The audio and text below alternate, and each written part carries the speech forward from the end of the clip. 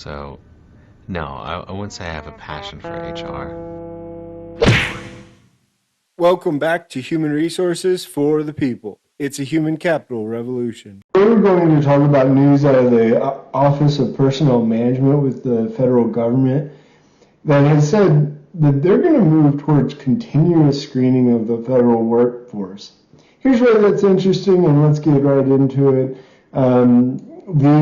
All federal employees are going to be subject to continuous background screening, which means that the employee records would be going through a monitoring of an ongoing basis to flag post-hire threats. Right now, like the federal government, most employees, receive one at hire, and then, may not be looked at for many years. But the Office of Personnel Management is looking to figure out how to automate it and then take in many sets of data, which I'd be curious what that data looks like, if it's screened from social media, for example, or other things.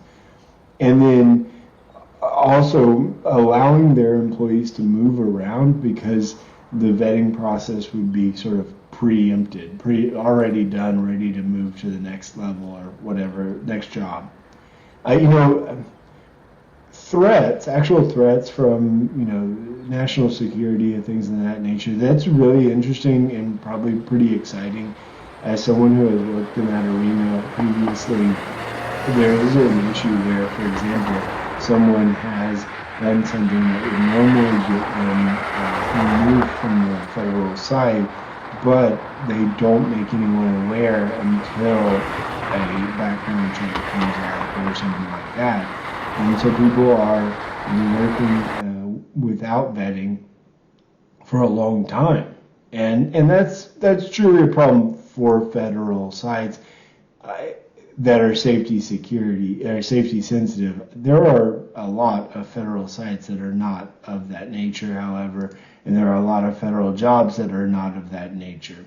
Under this system, federal employees would be under constant credit report checks, criminal record checks, driving record checks, certification or licensure expirations, etc., constantly and forever. I am also very curious about that.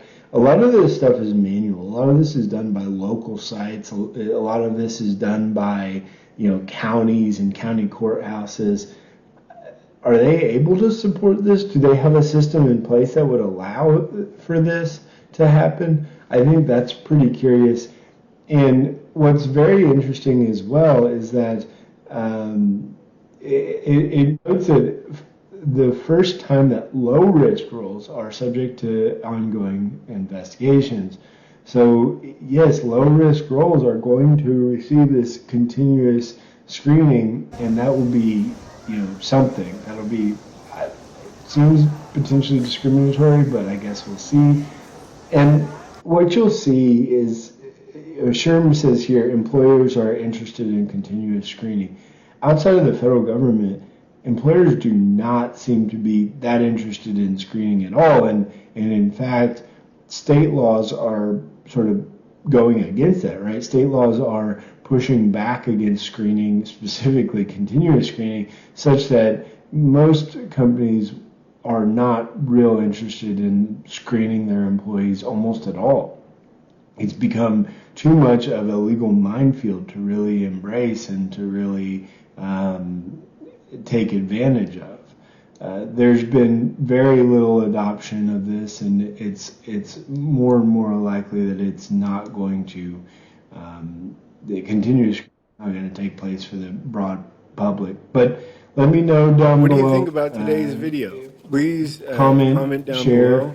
and please like the share, video. and It helps out subscribe. a It new really channel, helps and we'll out. see you on the And I'll next see you on video. the next one. Bye, guys.